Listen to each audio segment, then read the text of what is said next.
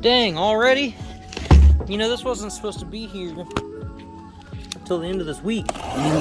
So, wow, I really can't cut in a straight line, can I? Alright, who cares? What matters is what's inside, right? Let's see what we got. Oh, I forgot it was black. Alright, there it is. I'm gonna pull out all the interior in the back of the car.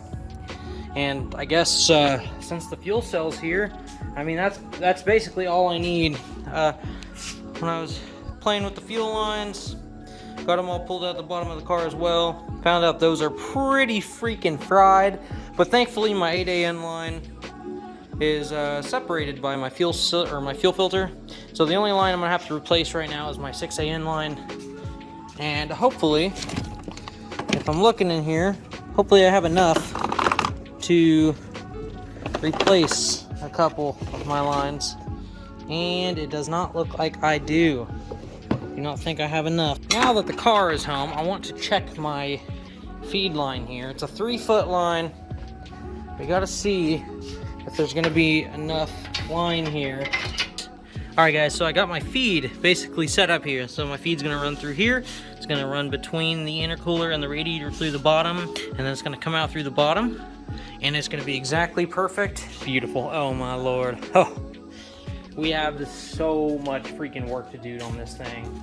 And just how fast the fuel cell got here, it's just, oh, reminding me here that there's gonna be quite a bit of stuff I'm gonna have to do. Let's see, so fuel level sensor. Dang, this is gonna be nutty. All right. This is a new world for me here, guys. New world. But can't really complain. I've been needing to get one of these, so looks like I'm gonna be doing a revival in the back here. So I'm gonna get everything ripped out of this and completely redo it. Finally!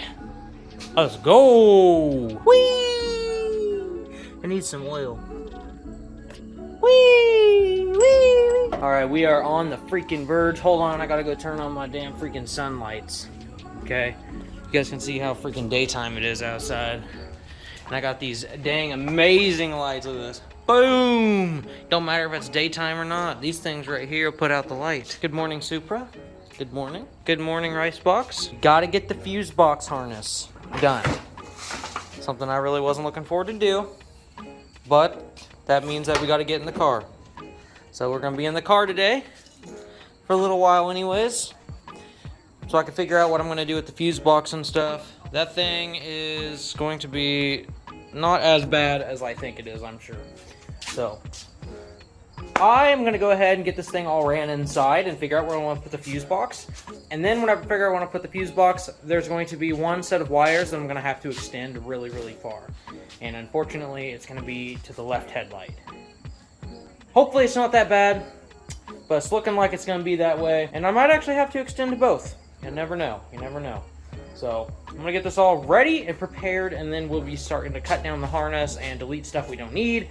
Get it all down as small as possible. Get it mounted up under the dash where my engine, my ECU and stuff would be, up under there. And I guess just freaking go with, I mean, I'll just work with it as I can. I mean, it's different, so new learning experience for me. So let's just jump right into it. I've been at work on this thing for a little while now. I just want to kind of show you guys the sheer amount of wiring that there actually is under the dash. This, literally, that's like insanely small. So this is how much I have pulled out of it, which is an equal, actually it's a larger amount of wiring than what's up there. That's all the AC stuff, freaking all the stock fuse box stuff that I don't use anymore, like automatic transmission type things, because the car used to be automatic. Obviously it's not anymore, it don't really matter, but everything that was factory is now ripped out of there and is going to be completely separate. Now there's still quite a few things in here that I'm going to be going through and make sure that we actually need, and we are making progress slowly but surely. This is always the best, but that is crazy. That's basically everything from the fuse box. That's it. That's all I got. That is insane. Alright guys, so after a freaking super long process, I finally... Stop touching it. Put it down. Okay. Hey. Go color. Go write chalk or something, and not on my cars. Okay guys, so after crazy super long process, I've got this thing rewired. So I originally planned on relocating the fuse box in there and then running my wiring through both fenders to hide it. But after removing as much wiring as I did, I figured that this right here is all that's going to be, and there's barely any. And you guys can see between the radiator and the intercooler, you can't even see it. Get out of here. You guys probably couldn't even tell until I said something, but I have it braided and it's down between there, fits perfectly. I instead decided to extend the harness quite a bit, so you guys can see all the way down here is my shrink wrap, and it's probably extended a good 3 feet, and it's hooked to the fuse box here. So actually, what's really cool is that you can unplug it, so the fuse box is completely removable, so I can unplug the fuse box from it and make changes to it if I want to. So my plan, and it's going to be pretty straightforward, and it's going to look good. So my fuse box, when it's all said and done, I'm going to have it right inside. Oh, I got my windows down. I'm going to have it right inside on top or behind my dash bar. So I'm going to run the wiring through here, and it's going to take sharp right, so you're just going to barely see anything, and it's going to be braided, so basically hidden. And it's going to run inside the fender, and it's going to plug in up in here. There's going to be one plug that plugs in inside there, which is all 12 volt powers, but all of them will plug in here, and my wiring will be braided, and will run on the back side of my headlight and up into the fender. So it's going to be like that on both sides. But since it's all plugged in now, and I've already done it once because I was in a hurry, I'm going to go ahead and show you guys that my first try wiring fanatic here, my kill switch turned on here. We have power to everything, boys. Windows. Also, something crazy. This battery has been in the car for a year. It has been through the winter for a long period of time. It has not had anything powering it for a year, and this thing still has all the power. Okay. Next, we got my headlights, marker light, headlights working, tail lights are working. I've disconnected my fuel pumps because obviously I'm assuming my surge tank is probably still full. But we got lights, guys. We got full power. So next on the list, since the hard part is finished and out of the way, which I actually said that the subframe was going to be the hard part, but I totally lied. Subframe is totally not the hard part. The hard part was, in fact, the harness. Not because it was hard, but because it was very time consuming. I had to rewire everything. Okay, so essentially, this is all it is. Got these things completely set up. Thank you. You were so helpful today. So here's my fuse box, and completely removable. And then there's my harness for my headlights and everything, all the way through the dash. But completely removable. I think it's a very good thing, actually. It makes it a lot easier to move things around and unplug and reorganize. But I'm gonna get this taped up, and then I'll show you what I mean by where I'm gonna put it. Went ahead and I put my carpet back in, and I got my dash in. I really butchered my dash, unfortunately. As you can see, it's whatever. It needed to be done anyways. I just went a little bit too overboard on it. But it is getting really, really close. Okay, guys. Okay. You guys ready to do some fuel stuff today? I'm ready to do some fuel stuff today. That is it. That's all that's left. That is literally all that's left. This freaking thing is just about ready. We are so freaking close. All I gotta do is run my fuel lines, and most of it's already under the car, aside from the broken lines that you guys have already seen. The rest of the stuff is just kind of under there. We'll get under there in just a moment, but I got the final packages in the mail for my fuel cell, everything to connect all the lines together and be ready to go. So I want to go over exactly what I'm planning on doing here, just so that way, you know, you guys have an idea of what we're going to be doing. So I'm going to be removing everything out of the trunk. The fuel cell is going to go right in the middle, okay? And so because the fuel cell is gravity fed, we're going, wherever we're mounting it, I'm going to be drilling holes right through the floor with some step-up bits. And I'm going to try to get some elbows to where maybe I can get my pumps mounted up in the old exhaust tip area. So that way the pumps are tucked up. Once they're in this area, there's going to be straight lines or another elbow. They're going to go straight back up through the floor. And then they're going to be going through the trunk firewall there. So that way they're on top of the subframe so I don't have to route them under the car. So the tank is going to be setting. The lines are going to go through the floor. Pumps are going to be mounted. And the lines are going to come back out of the floor and go through the firewall.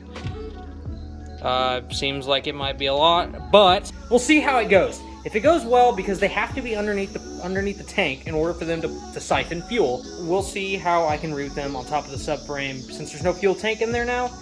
So once we get to that point, I will see. I'm hoping that maybe it's just going to go really, really easy, because once this is all together, I just got to get some E85, put in the car, put the ECU and stuff in, get everything plugged in like, you know, the way it always is, and it should start. Got my fuel pumps disconnected. We're gonna spill E85 all over the place. And I'm gonna set these down, take a look at them. So, I'm sure there's a lot of you guys that are new here. And for those of you that don't know, let me just give you an example here. These fuel pumps are straight up eBay pumps. I can have haters. You guys can hate. I mean, I'm sure you guys won't hate.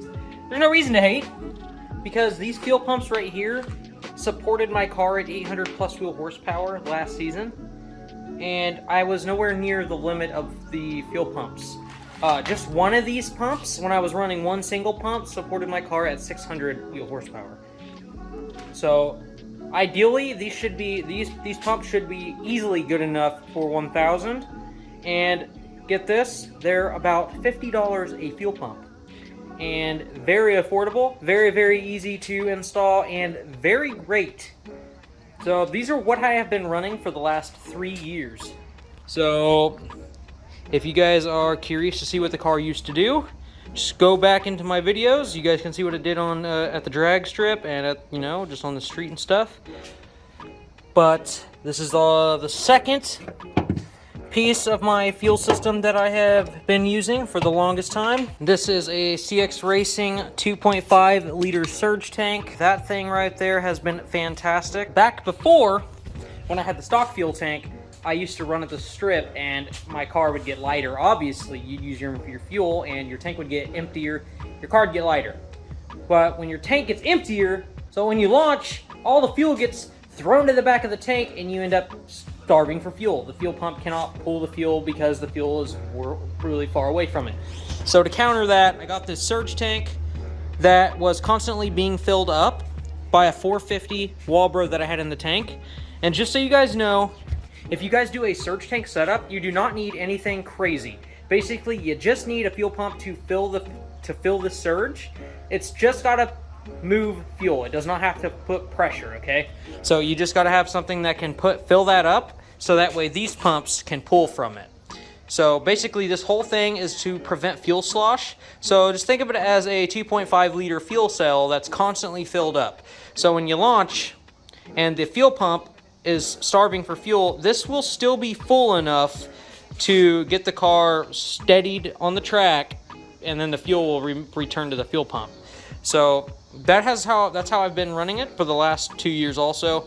And this has been a fantastic setup. I don't know what I'm going to do with this setup right now. The surge tank, maybe, I don't know if I'm going to put it in the Supra. I'll put it on the shelf for now. But next, let's finish removing what we're going to remove in the car here. Now that's pretty easy. So, removing my beautiful interior. And she's getting pretty naked now. I'm going to have to vacuum this up, get it all pretty again.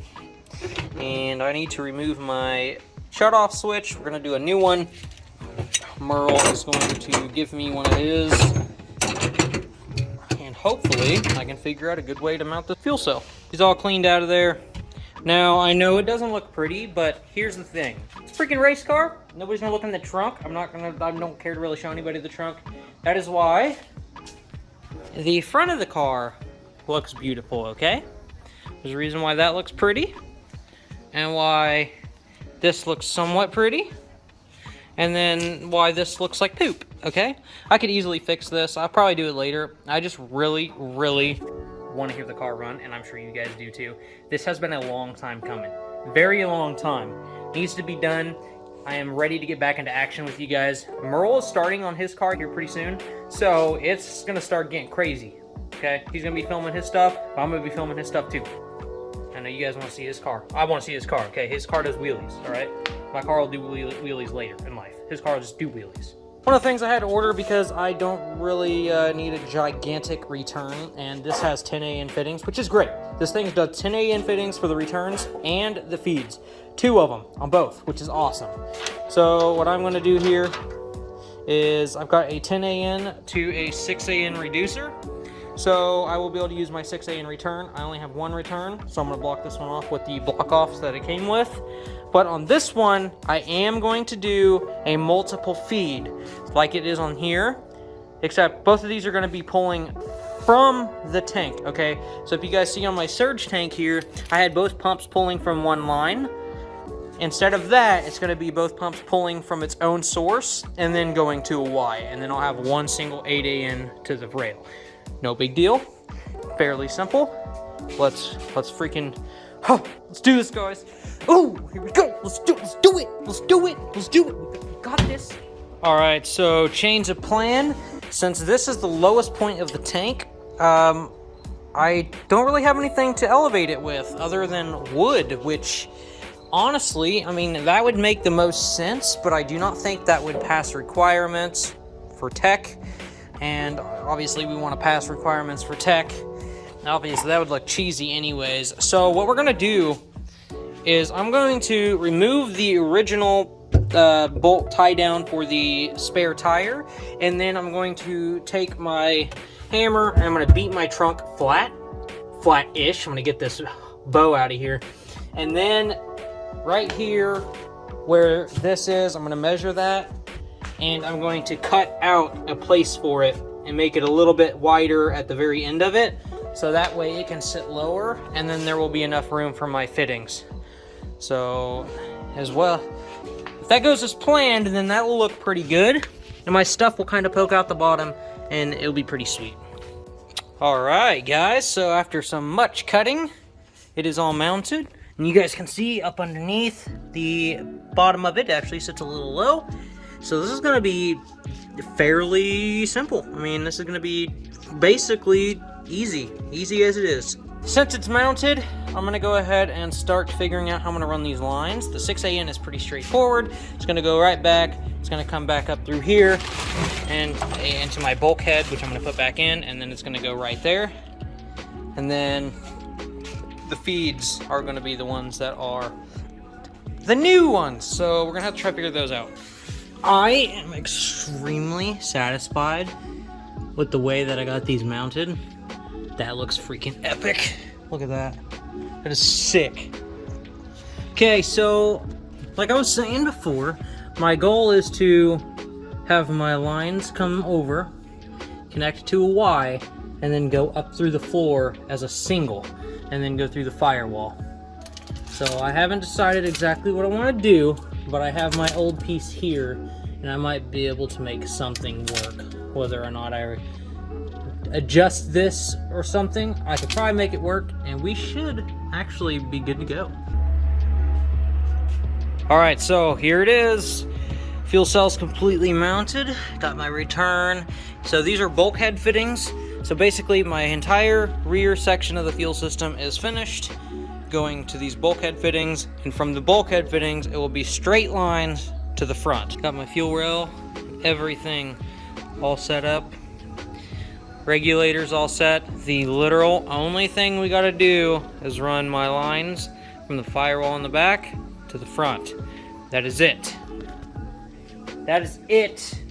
I have been trying to film this video for a few days now because I've been getting off work late and I've only had a couple minutes a day to get some stuff done. So I've been doing bits and pieces here and there.